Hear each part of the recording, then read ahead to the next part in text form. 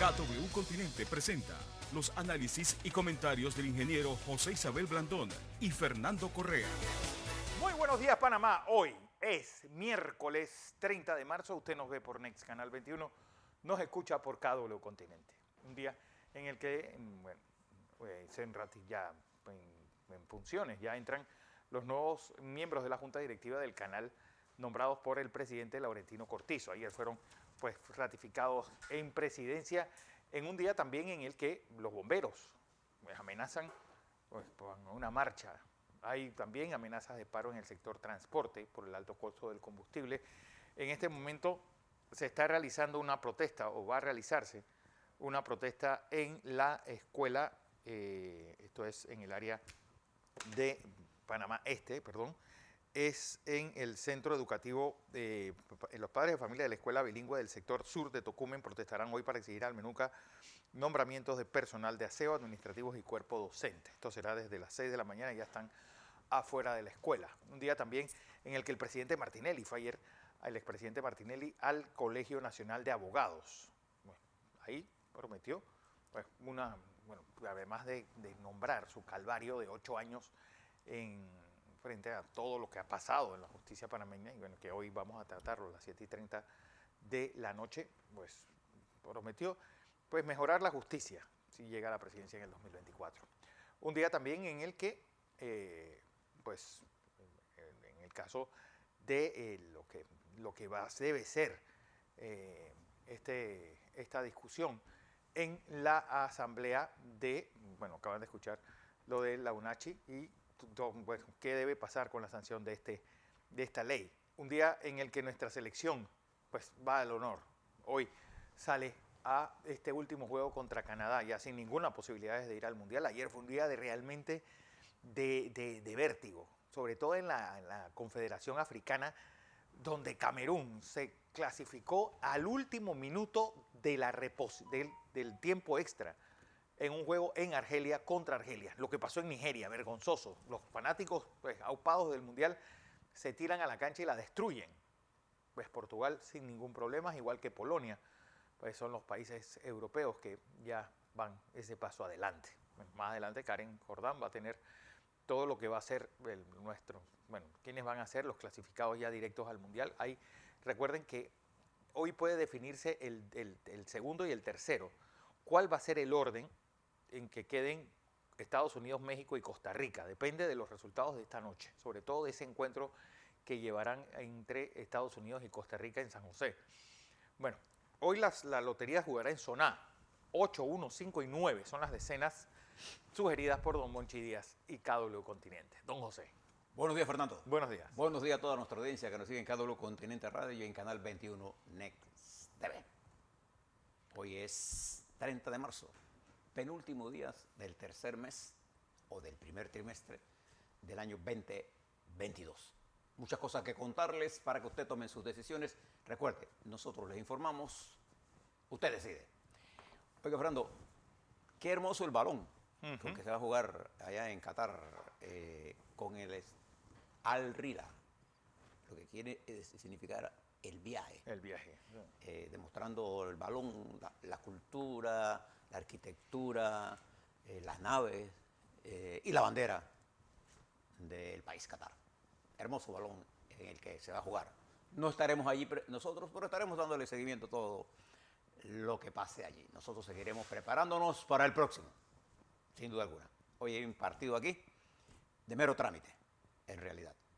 Bien. Muchas cosas buenas nos dejaron los muchachos en el campo y muchas cosas amargas. Lo amargo es que no estamos ahí. Sí, amarguísimo. Bien, quiero comenzar diciendo que es importante que usted entienda una cosa que a veces nos olvidamos. ¿Por qué el plano internacional es tan importante para la República de Panamá? ¿Por qué nosotros tenemos que interesarnos en lo que pasa en Ucrania o lo que pase en China o lo que pase en Etiopía o lo que pase en Rusia o lo que pase en Gran Bretaña? ¿Por qué? Bueno, quiero presentar a ustedes este mapita. A ver, ¿qué tal? Este mapa son las principales rutas del Canal de Panamá. si no lo puede distinguir bien, se lo voy a leer. Aquí se muestran, nosotros tenemos varias rutas que cubre el Canal de Panamá. La ruta de Asia, hasta un límite, que pasa por el Canal de Panamá para llegar a la costa este de los Estados Unidos, una de las costas donde se comercia de verdad. También la costa oeste de Sudamérica, que pasa por el canal hacia Europa por el centro. Entonces nosotros tenemos que en el mundo de la geopolítica, nosotros somos los comunicadores más eficientes entre dos océanos de los más grandes del mundo, por la que pasa Panamá. Y lo que pasa en Ucrania, que afecta al mundo en general, es una guerra de agresión que Rusia, sin razones reales, enfrenta sobre un país como Ucrania, ha afectado al mundo. Entonces estamos en una guerra global. Y si hay conflictos regionales que también tienen efectos en esto. Pero también no se olvide de la carga que pasa por el Canal de Panamá. Nosotros hemos ampliado el Canal de Panamá. Los puertos contenedores siguen siendo importantes. Las cargas a granel que pasan por Panamá. El gas natural licuado que pasa por Panamá. Que ha aumentado y que seguirá aumentando. Entonces nosotros tenemos que entender la dinámica global para poder comprender qué son las cosas que tenemos que hacer. Nosotros no podemos pasar inadvertidos de lo que está ocurriendo en el mundo porque nosotros somos parte integral. En el comercio, casi el 5% del comercio pasa por esta franja nuestra. Es por eso que le dedicamos un tiempo a mirar esto. Hoy se cumplen 34 días de la agresión y de la invasión rusa a Ucrania. Ayer, al terminar el programa, le decíamos que había habido algunos avances. Posteriormente, Rusia comunica que va a bajar a partir de ayer sus intervenciones contra Kiev y sobre algunas otras áreas, cosa que no pasó. Pero voy a dedicar los últimos minutos para explicarle la estrategia militar de Rusia, cómo el fracaso de los primeros 34 días ha obligado a Rusia a replantearse la guerra. Los analistas militares de los Estados Unidos, como del resto del mundo, Inglaterra entre ellos, y las inteligencias del mundo, han visto los terribles errores que ha cometido Rusia y las grandes pérdidas de Rusia, y obviamente las grandes pérdidas de Ucrania ante una embestida de la naturaleza de Rusia, una potencia mucho mayor que ha venido a destruir importantes ciudades y donde Putin se planteó objetivos que no va a lograr, pero que en su afán de mantener una especie de imagen interna ha perdido la imagen externa. Se lo dejo ahí un momentito, ahora vuelvo, porque quiero explicarles a ustedes algo que está pasando al lado de nosotros. Un país que sí nos interesa extremadamente, como el resto del mundo, pero este en particular. Quiero hablarles de Colombia, Fernando, porque este proceso electoral en Colombia, que comenzó con una fragmentación enorme, recuerda que había más de 69 candidatos presidenciales, y llega un momento que llegan hasta 75, y al final se han reducido a 7 candidatos presidenciales, después de una serie de depuraciones. Por primera vez en los últimos 21 años el uribismo no tiene candidato. Bueno, por primera vez. Con Gutiérrez yo creo que es el candidato, el nombre. Pero le voy a dar los 8 candidatos para que usted lo tenga y después le voy a hacer una explicación. Le voy a explicar lo que pasó en las elecciones del 13 de marzo y por qué los tribunales electorales deben tener imágenes claras frente a lo que viene, porque este es un mundo muy complicado y de el mundo está como alterado. Mucho odio contenido, Fernando. Mucho odio. Entonces, los que manejan las cuestiones de esta naturaleza y elecciones son particularmente, deben actuar en el marco de la comprensión del estado de ánimo al país al que están sirviendo. Fíjense lo que pasa en Colombia. En Colombia quedaron 8 candidatos. Rodolfo Hernández Suárez, un alcalde con bastante nivel de popularidad. Hay que prestarle atención a él. Nosotros, por lo menos, no lo vemos en el... Es el más viejo de todos los candidatos también. Pero tiene un peso Sí. específico. Él se llama el Donald Trump colombiano, se autodenomina. Jonal Milton Rodríguez González, que va por el partido Colombia Justa. Es en su casa. Federico Andrés Gutiérrez Zuluaga, que es FICO. que él hizo una jugada interesante. Puso a su vicepresidente, a Rodrigo Lara Sánchez. Hijo de Rodrigo Lara Hijo Bonilla. de Rodrigo Lara Bonilla, ese gran dirigente liberal.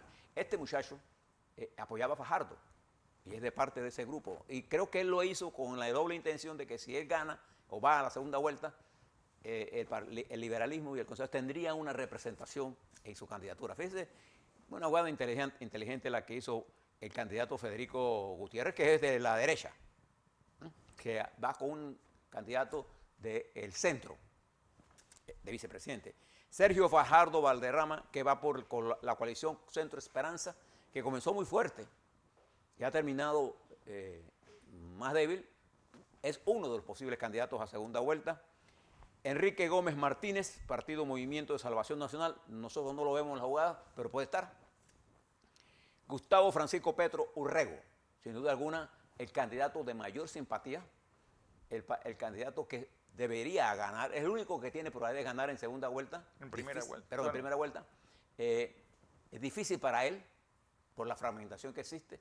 Si no gana en primera vuelta, se le complicará su elección en segunda vuelta. Es muy complicada para él, pero es uno de los candidatos, es el candidato de mayor popularidad en este momento. Luis Emilio Gutiérrez, del Partido Colombia Libre, Ingrid Betancourt, que no tiene una buena estructura y no tiene una buena candidatura. Entonces, Colombia, estas elecciones son en mayo.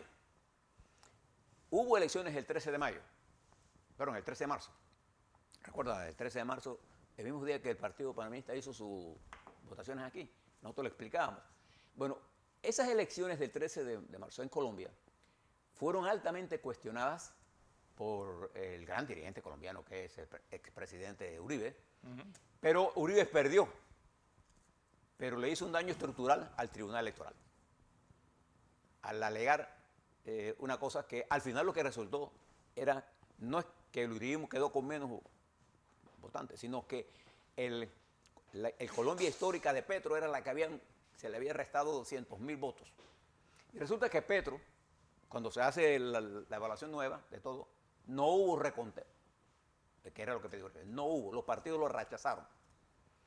Y Uribe pierde un diputado, se queda en 13, y Petro sube a 20, más los dos indígenas, queda con 22 diputados, senadores, la fuerza más grande en el Senado de los Estados de Colombia es, sin duda alguna, la agrupación, el pacto histórico de Gustavo Petro, que en la campaña anterior que perdió con el presidente Duque, solo sacó 3, ahora sacó 22 senadores. El capítulo de las elecciones del 13 de marzo en Colombia fue cerrado, no hubo reconteo, pero sí hubo un daño a la credibilidad del torneo, de ese torneo, pero se van a recomponer algunas cosas y viene un proceso electoral que a nosotros nos debe interesar por varias razones. Primero, por el papel económico y de importancia geopolítica para nosotros de Colombia. Segundo, porque Colombia es uno de los países cuya influencia para bien y para mal, migración, comercio, narcotráfico, crimen organizado, exportable, y que pasa por y que utiliza nuestra infraestructura para sus actividades ilícitas. Entonces, Colombia es un país de extrema importancia para nosotros y nosotros debemos hacer que Colombia comience a tratar a Panamá con respeto y con simpatía, porque la posición de Colombia oficial con nosotros siempre ha sido hostilidad. Sobre todo las dos presidencias de Santos fueron muy hostiles. Muy hostiles a Panamá. Y el presidente Duque no logró avanzar con nosotros en cooperación, pero a nosotros nos interesa Colombia. Colombia siempre fue, en el pasado, amigo nuestro. A Colombia le interesa también. Panamá, nomás nosotros tuvimos una historia común. Nosotros, para que ustedes lo miren, éramos la cabeza de ese gallo que se llama Colombia. Y al sacar nosotros, el gallo se quedó sin cabeza. Pero sigue siendo un gran país, hermano. Preste la atención al desarrollo, porque hay una Cámara Legislativa altamente fraccionada. No hay una fuerza hegemónica y tendrá que haber mucha capacidad política. Por eso las elecciones presidenciales podrían suceder dos cosas. Uno, que la votación sea entre la izquierda radical y la izquierda de centro izquierda. O que sea entre la izquierda y la derecha, entre Fico Gutiérrez y Petro. O entre Petro y Fajardo. O que salga otro. A lo loco como surgió, por ejemplo, aquí en Costa Rica. ¿Te acuerdas que nosotros no teníamos en el radar a Chávez? Y Chávez quedó de segundo con apenas marcando 4 o 5% en las encuestas que había. Y quedó de segundo destronando a nuestra predicción, que era la candidata del Partido Social Cristiano. Y al final, hoy, Castro está a punto, está ya cercano, pero está compitiendo tú a tú con el presidente Figueres en unas elecciones que se van a realizar en el próximo mes. Entonces es importante que le demos seguimiento a Colombia, porque Colombia es un ejemplo de la fragmentación, el fallo de la dirigencia política para entender las Colombias que hay en esa Colombia. Pero además Colombia es un país que ha sido duramente golpeado por esa fuerte migración. Y digo golpeado porque la migración, independientemente de la calidad humana que venga, siempre compite con servicios que el país no estaba preparado. Y Colombia ha recibido millones de colombianos, cuando normalmente el flujo migratorio era al revés. Eran colombianos que iban a Venezuela a buscar futuro en un país que tenía futuro. Ahora resulta que ese país que tenía futuro, que Venezuela, que ahora no lo tiene, produce un flujo migratorio sin precedentes en nuestro continente. Es uno de los países, después de esta guerra de Ucrania, Fernando, el que siempre ocupó el primer lugar en flujos migratorios de gente que salía huyendo y que todavía sale huyendo de Venezuela. Entonces Colombia enfrenta grandes problemas financieros, grandes problemas sociales, una gran división política, un gran rechazo institucional y una falta de inclusión de su población en la participación de los debates, en la distribución de la riqueza. Y Colombia tiene muchos polos de poder y uno de los elementos más importantes, negativos, es el poder del crimen organizado en todas sus manifestaciones. Y ese es un país cercano a nosotros. También preste la atención a lo que está ocurriendo en Nicaragua, que Paul Richard, uno de los miembros de Nicaragua, representante ante la Corte Suprema Internacional, renuncia acusando de falta de democracia a su gobierno. Otro golpe internacional para el señor presidente Ortega, pero él dirá, lo compró el imperialismo. Esos hijos de madre, como dice él. Preste la atención a lo que está ocurriendo en Perú, en donde hoy podría ser liberado Fujimori de la cárcel. Hoy podría salir. Y presta la atención a lo que está ocurriendo en Honduras, en donde en las próximas horas el expresidente ¿cómo se llama? Juan Orlando Hernández, expresidente, podría ser enviado directamente a los Estados Unidos para que se presente ante un juicio en Nueva York. Y será su último, porque pasará buena temporada por allá. Después de Noriega, este será exfuncionario de mayor nivel que se va a juzgar en los Estados Unidos de nuestra región centroamericana. Preste la atención a estas cosas y preste la atención. Bueno, no solamente él, también está Alfonso Portillo, sí, el presidente de Guatemala. Sí, tiene razón. Se me quedaba. Sí. Y también con él está el exdirector de la policía de Honduras. De Honduras, sí. Que también está metido en ese mismo paquete. Preste atención a Perú. En otras palabras, el desarrollo de los acontecimientos en México para nosotros es fundamental. El presidente López Obrador cada vez radicaliza más su posición frente a la economía. México no se encuentra en una situación económica buena y cualquier cosa de esta guerra en desarrollo puede afectarnos a ellos como a nosotros. Y México es importante por el peso de la economía mexicana y por las relaciones que tenemos nosotros comerciales con ese gran país que es México. Pero hablemos un poco de lo que está pasando en esta área. Y antes de ello, quisiera recordarles a ustedes que ayer hubo un incidente muy grave en Israel. 5 muertos. en donde un francotirador, un hombre armado con un fusil, asesinó a 4 o 5, todavía no se sabe si entre los 5, por lo menos no tenemos la información precisa, si entre los 5 muertos se incluye al asesino que disparó. En el momento, fíjese que me llama la atención este salvaje hecho, porque ocurre en el momento en que Israel, el gobierno, había celebrado una reunión de seguridad con Morocco, Bahrein, Egipto, Israel y creo que estaba en los Emiratos Árabes Unidos y el secretario de Estado de los Estados Unidos, que después pasó a Marruecos. Bueno, después pasa esto, y este es el segundo incidente de esta naturaleza que se da en menos de una semana en Israel. Y Israel juega un papel importante en lo que se está desarrollando en Ucrania, por la posición que Ucrania tiene frente a esta guerra. Aliado estratégico de los Estados Unidos, de confianza, pero también tiene la confianza del presidente Zelensky y tiene una buena relación con Rusia. Y me llama la atención que eso esté ocurriendo en este momento. Pero fíjense, ayer se anunció en las reuniones de Turquía que había avanzado la negociación. Y en Turquía, Ucrania propone que dejaría ser parte de la OTAN y no tener armas ofensivas ni bases a cambio de seguridad que debían dar varios países.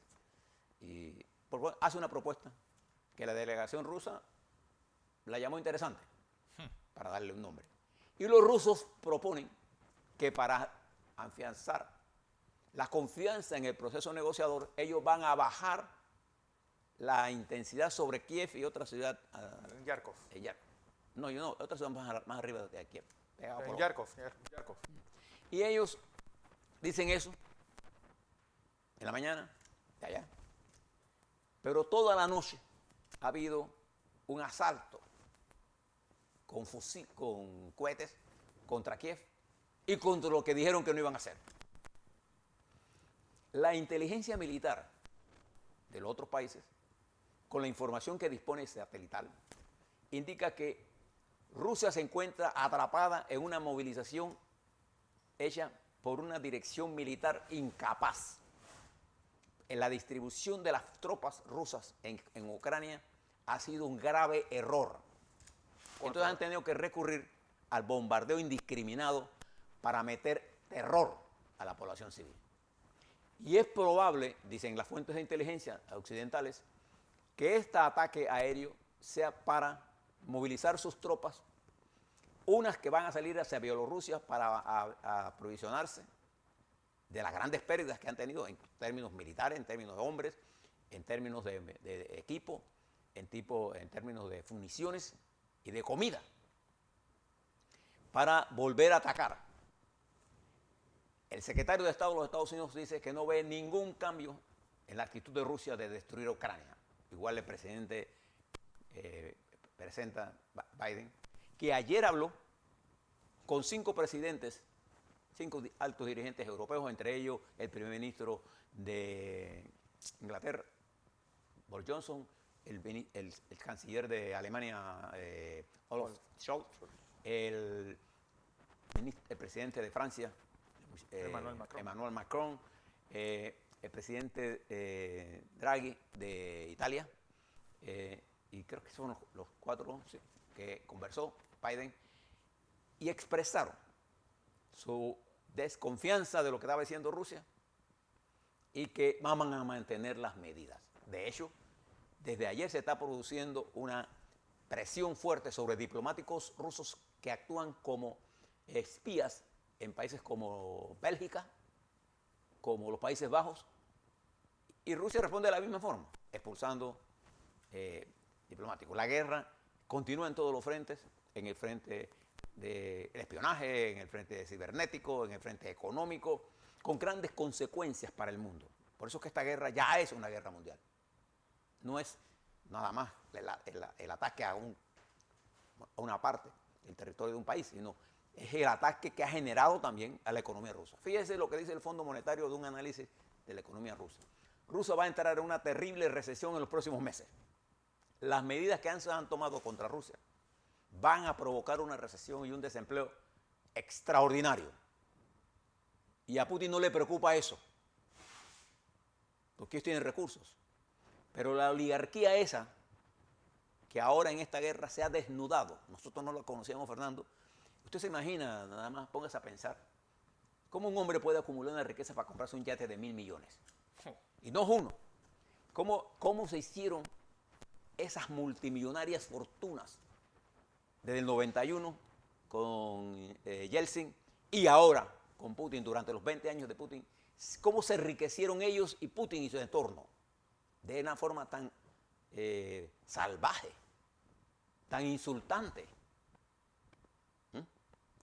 Si el general Torrijos decía que pasar un Cadillac frente a una barriada pobre era un insulto, imagínense pasar un yate de 1.000 millones de dólares.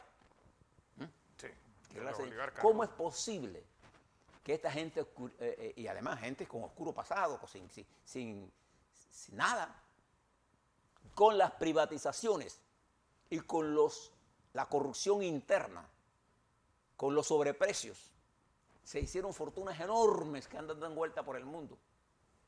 Y entre ellos Londres. Londogrado le llamaban. Bueno, y Cleveland. Europa, en general, Estados Unidos, en América. Entonces, ahora se ha puesto al descubierto todo eso con mayor precisión y se ha puesto a descubierto los planes de verdad del señor Putin. Importa ahora es saber cómo se destraba esta guerra.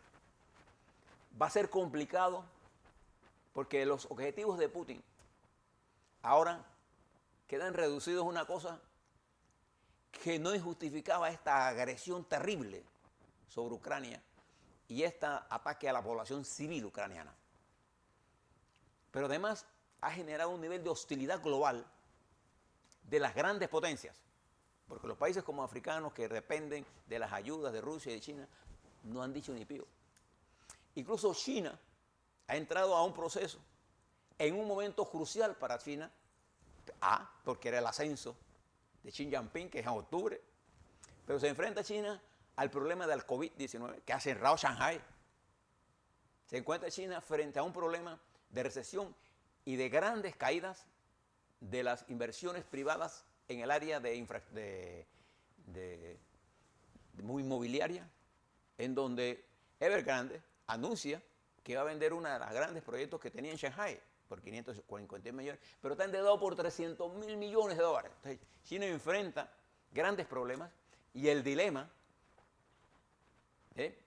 de que irse contra Europa y los Estados Unidos es perder su principal mercado.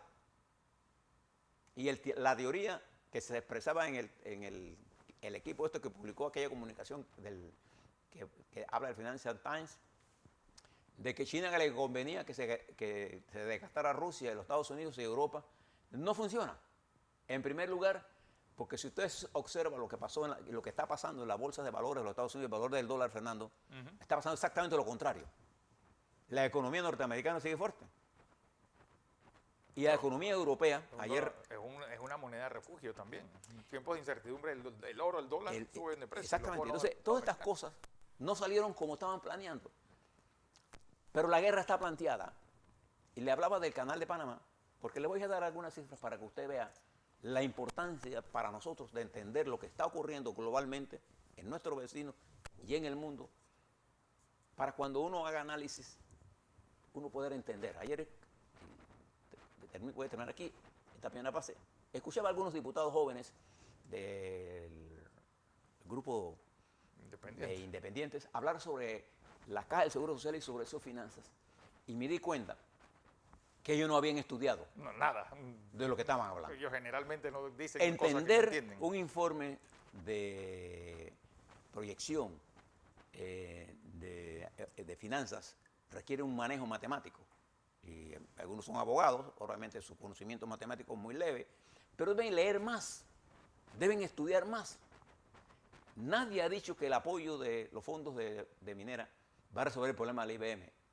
Lo que ha hecho el gobierno es una propuesta interesante para disminuir el peso del problema.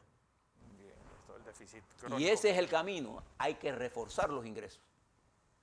pero repiten como papagayos que por qué no usamos los fondos del canal. Los fondos del canal están comprometidos hasta los próximos 30 años. ¿Se da cuenta? Entonces uno tiene que estudiar para poder entender un programa de evaluación de un programa de riesgo, ¿no? Necesita un modelo de matemático complicado, ¿no? Y necesita gente con conocimiento para eso. Cuando uno va a opinar sobre cosas de estas, uno debe estudiar, sobre todo en condiciones como esta. A la vuelta, quiero hablarles sobre COVID-19, quiero hablarles sobre las cosas que están pasando, y a las 2 de la tarde de hoy se va a dar una de las reuniones más importantes para nosotros, entre el presidente Cortizo y parte de su gobierno con la Suntra. Porque en peligro de esta huelga hay más de 274 obras y proyectos, como lo señala Metro Libre hoy. Y esa huelga podría tener un efecto devastador en la economía. Nosotros tenemos que hacer lo que haya que hacer para impedir que esa huelga se dé en este momento. Apelamos a la conciencia de Suntra y a la conciencia de Capac. No podemos pretender creer que vamos a resolver esto y olvidarnos. Mientras uno juega al golf, los otros pasan hambre. No, vamos a resolver el problema. Tenemos que resolver. Esa y otras cosas más. La dinámica política que se ha generado con este proceso electoral dentro del PRD y la que viene. A la vuelta. Así es.